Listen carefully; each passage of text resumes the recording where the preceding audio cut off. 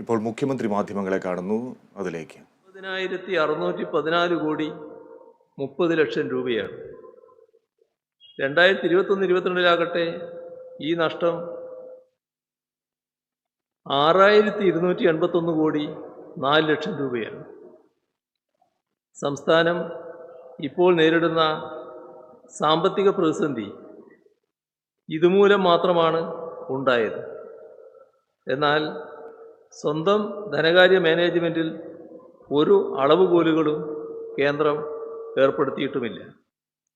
സംസ്ഥാനത്തിൻ്റെ സാമ്പത്തിക സ്വയംഭരണാവകാശം തകർക്കാനുള്ള കേന്ദ്ര നടപടികളുടെ നേരിട്ടുള്ള പ്രത്യാഘാതമാണ് ഇവയെല്ലാം. കേന്ദ്രം വായ്പാ പരിധി കുറച്ചതിനെ തുടർന്ന് വർഷങ്ങളായി കൊടുത്തു തീർക്കാനുള്ള കുടിശ്ശിക കൂടിക്കൂടി വരികയാണ്. കിഫ്ബി വഴി സംസ്ഥാന സർക്കാർ നടപ്പാക്കാൻ ഉദ്ദേശിക്കുന്ന 82,000 കോടി രൂപയുടെ 1000-ലേറെ പദ്ധതികൾ വിവിധ ഘട്ടങ്ങളിലാണ്. ഈ വികസന പദ്ധതികളെയെല്ലാം പെരുവഴിയിലാക്കാനാണ് കേന്ദ്ര ഇടപെടലുകൾ ഇടയാക്കുക. കേന്ദ്ര നടപടികൾ മൂലമുണ്ടായ ഈ ഗുരുതരമായ പ്രതിസന്ധിക്ക് അയവ് വരുത്താനായി 26,226 കോടി രൂപ അടിയന്തരമായി സംസ്ഥാനത്തിന് ആവശ്യമുണ്ട്. പ്രതിസന്ധി മറികടക്കാൻ അതൊന്നും മതിയാകില്ല. കേന്ദ്ര നടപടികൾ മൂലമുണ്ടായ നഷ്ടം അടുത്ത 5 വർഷം കൊണ്ട് 2 മുതൽ 3 ലക്ഷം കോടി രൂപ വരെയാകും. ഇത്തരത്തിലാണ് വിലയിരുത്തപ്പെട്ടിട്ടുള്ളത്.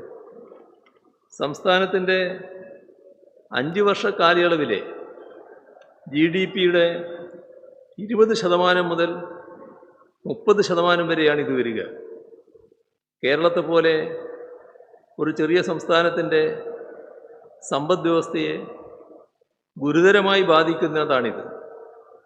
ഈ അപകടം തടഞ്ഞില്ലെങ്കിൽ കേരളത്തിൻ്റെ പരിമിതമായ വിഭവശേഷി വെച്ച് പതിറ്റാണ്ടുകൾ കൊണ്ടുപോലും കരകയറാനാകാത്ത പ്രതിസന്ധിയിലേക്ക് സംസ്ഥാനം ചെന്നു ചേരും. വസ്തുതകൾ ഇതായിരിക്കെയാണ് സാമ്പത്തിക അടിയന്തരാവസ്ഥക്ക് ശുപാർശ ചെയ്യണമെന്ന ആവശ്യത്തിന്മേൽ ഗവർണർ സംസ്ഥാനത്തോട് വിശദീകരണം തേടിയിരിക്കുന്നത്. അതുകൊണ്ടൊന്നും മറച്ചു വെക്കാവുന്നതല്ല കേരളത്തിന് കേന്ദ്രം വരുത്തിവെച്ച സാമ്പത്തിക ദുരവസ്ഥ.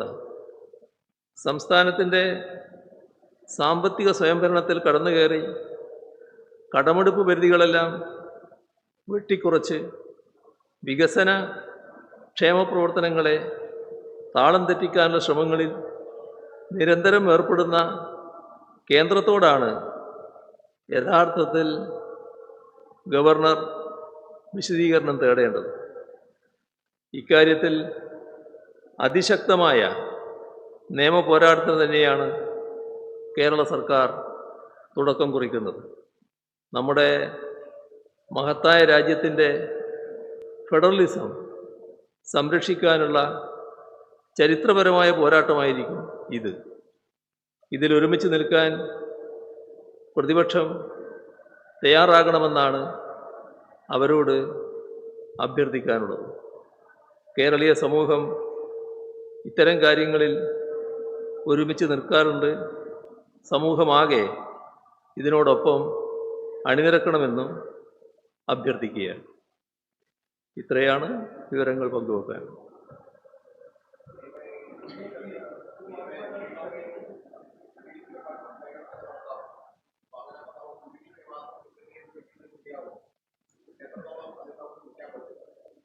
അല്ല, ഇതിൽ നമ്മൾ കാണേണ്ടത് ഈ നമ്മുടെ രാജ്യത്തിൻ്റെ ഫെഡറൽ സംവിധാനം തകർക്കാനുള്ള ബോധപൂർവമായ നീക്കങ്ങൾ ഉണ്ടാകുമ്പോൾ അതിൽ ഒന്ന് ജനങ്ങളുടെ പ്രതികരണം, യോജിച്ച പ്രതികരണം. അതിപ്പോൾ ഈ നവകേരള സദസ്സിൻ്റെ ഭാഗമായി കാണുന്ന ആ കൂട്ടായ്മ അത്തരമൊരു പ്രതികരണത്തിൻ്റെ ഭാഗമാണ്. വൻപിച്ച കൂട്ടായ്മയാണ് ഓരോ സ്ഥലത്തും ഉയർന്നു വന്നിട്ടുള്ളത്. മറ്റൊന്ന് നിയമപരമായ പോരാട്ടം തന്നെയാണ്. അതിന് തിരുത്താൻ കഴിയുന്ന ശക്തി നമ്മുടെ രാജ്യത്തെ അത്യുന്നത കോടതിയാണ്. അതുകൊണ്ടാണ് സുപ്രീം കോടതിയുടെ മുന്നിൽ തന്നെ പോയിരിക്കുന്നത്. അപ്പോൾ ബഹുമാനപ്പെട്ട സുപ്രീം കോടതി കാര്യങ്ങളെല്ലാം കൃത്യമായി പരിശോധിച്ച് വ്യക്തമായ രീതിയിൽ ഇടപെടുമെന്ന് തന്നെയാണ് പ്രതീക്ഷിക്കുന്നത്. ഓ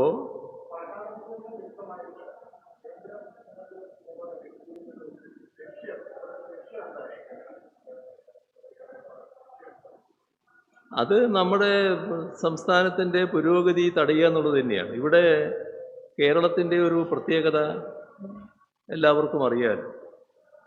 വലിയ തോതിൽ ബി ജെ പി ഇവിടെ സ്ഥാനം ഉറപ്പിക്കാൻ വേണ്ടി കുറേ കാലമായിട്ട് ശ്രമിക്കുന്നുണ്ട്. പക്ഷേ കേരളീയ സമൂഹം അത് സ്വീകരിക്കുന്നില്ല. അതിൻ്റെ ഭാഗമായി കേരളീയ സമൂഹത്തോട് തന്നെ ഒരു വല്ലാത്ത വിപ്രതിപത്തി ബി ജെ പിക്ക് ഉണ്ടായിരിക്കുകയാണ്. അപ്പോൾ കേരളത്തെ അങ്ങനെയാണെങ്കിൽ ഒരു പാഠം പഠിപ്പിക്കുക എന്ന തരത്തിലാണ് അവർ കാര്യങ്ങൾ നീക്കുന്നത്.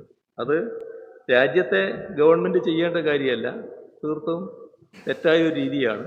ഒരു സംസ്ഥാനത്തിനെതിരെ പകപോക്കൽ സമീപനം